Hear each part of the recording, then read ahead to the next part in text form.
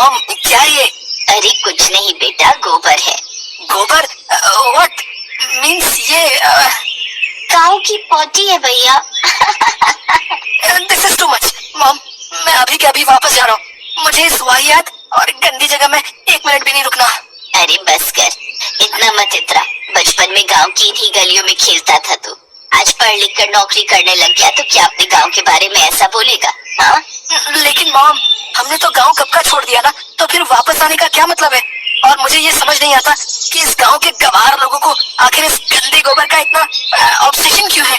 हर तरफ ये गोबर फैला कर रखने का आखिर क्या मतलब है? वो का है ना शहरी बाबू, ये गोबर से ही हमारा चूल्हा जलत है, इससे खेतन के लिए खाद बनत है और यही गोबर में भूसा मिलाए के हम। बस बस, मुझे और नहीं जानना इस गोबर के बारे में। मॉम चलते ना वापस। अखिल बस थोड़ी देर की ही बात है। और कमला कैसी हो और माँ कहाँ है?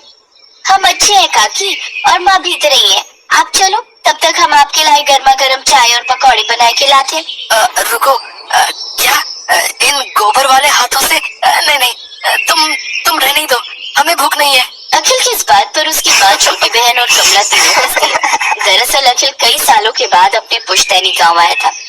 उसके पिताजी ने बहुत पहले ही गाँव छोड़ दिया था और शहर जाकर अपनी दुनिया बसा ली थी।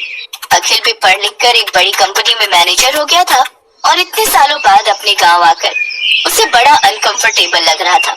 उसे बस किसी तरह शहर वापस जाना था, लेकिन वो ये नहीं जानता था कि यहाँ गांव में उसकी किस्मत पहले ही लिखी जा चुकी है।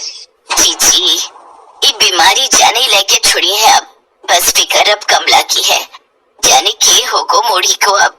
कैसी बातें कर रही हो बिमला, कमला क्या सिर्फ तुम्हारी बेटी है? अरे वो तो हमारी अमानत है तुम्हारे पास। अखिल और कमला का रिश्ता तो बचपन में तय कर दिया था हमने, और आज मैं उसी वादे को पूरा करने आई हूँ। देखो, अखिल मेरे साथ आया है तुम्हारी कमला को अपनाने। अपनी माँ के ये शब्द सुनकर अखिल को तो जैसे सांप ही सूंघ गया, लेकिन वो अपनी माँ से कुछ कह पाता उससे पहले ही कमला की माँ बिमला के प्राण निकल गए। अचानक ही पूरा माहौल गमगीन हो गया। कमला का भी इस दुनिया में कोई नहीं रहा। दरअसल कमला और अखिल का परिवार एक ही गांव से था। दोनों के परिवारों ने बचपन में ही उनका रिश्ता पक्का कर दिया था, लेकिन वक्त बीतने के साथ अखिल का परिवार तरक्की करता गया और कमला के परिवार की स्थिति बिगड़ती गई। पहले कमला के पिता की एक हादसे में मौत हो गई और अब कमला की माँ भी लंबी बीमारी से लड़ते हुए आखिरकार हार गई।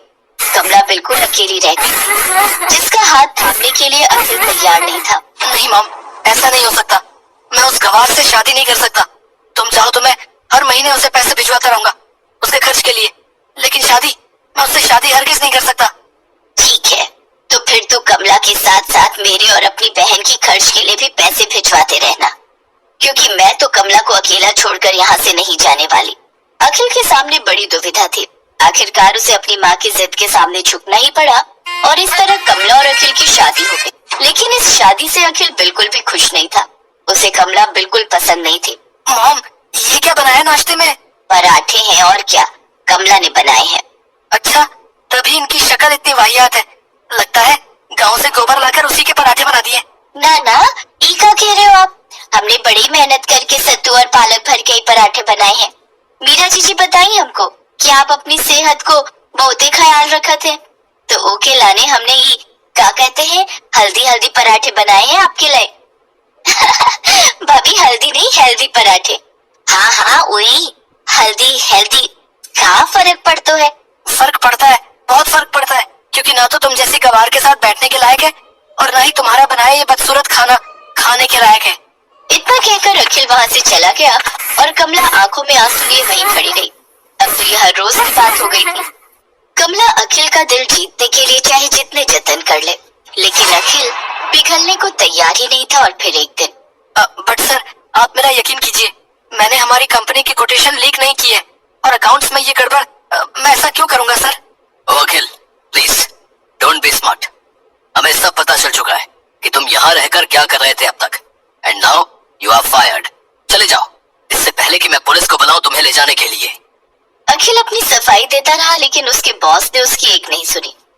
एक गलतफहमी की वजह से अखिल को न सिर्फ अपनी नौकरी खोनी पड़ी, बल्कि उस पर लगे इल्जामों की वजह से उसे किसी और कंपनी में भी नौकरी नहीं मिल रही थी। घर में कमाने वाला सिर्फ अखिल ही था। तो धीरे धीरे सेविंग्स भी खत्म होने लगी और अब घर का खर्च चलना बहुत मुश्किल होने लगा। कभी सोचा भी नहीं था कि ऐसा भी दिन देखने को मिलेगा। आप परेशान ना हो, हम कुछ ना कुछ कर ही लेंगे माँ जी। अब वैसे आप मानो तो एक को बात आ रही थी मन में। हाँ तो बोलो बेटा। अब वो कल ना हमारे सत्तू और पालक के पराठे वो मीरा जीजी की सहेलियों को बहुत ही पसंद आए थे। वो कह रही थी कि अगर हम उन पराठन को टिफिन में धर के बेचें तो अच्छी कमाई हो सकती है। सावित्री ने फौरन कमला का साथ देने का फैसला कर लिया और उन दोनों ने अखिल से छिपकर टिफिन बनाकर बेचना शुरू कर दिया। और वाकई जिन पराठों को गोबर के पराठे कहकर अखिल ने खाने से इनकार कर दिया था, वो कुछ ही दिनों में लोगों की पहली पसंद बन गए, क्योंकि स्वाद में बढ़िया होने के साथ साथ वो सेहत के लिए भी अच्छे थे। और फिर कुछ महीनों के बाद सॉरी मॉम, मैं पैसों का इंतजाम नहीं कर पाया। अब लगता है ये घर हमें खाली करना पड़ेगा। नहीं बेटा, मेरी बहू के रहते ऐसी नौबत नहीं आएगी। इतना कहकर सावित्री ने नोटों की एक मोटी गड्डी अखिल के हाथों में रख दी। और फिर जब अखिल को पूरी सच्चाई पता चली तो वो बहुत शर्मिंदा हुआ। उस दिन पहली बार उसने कमला के बनाए पराठे खुद उठाए और उन्हें खाया भी। और फिर कमला, कल से क्या मेरे लिए भी एक टिफिन बना दोगी? बिल्कुल ऐसे ही पराठों वाला। ये कहते हुए अखिल के चेहरे पर प्यार भरी मुस्कान थी, जिसकी आस कमला को न जाने कब से थी। और अब इसके अलावा उसे और कुछ नहीं चाहिए था।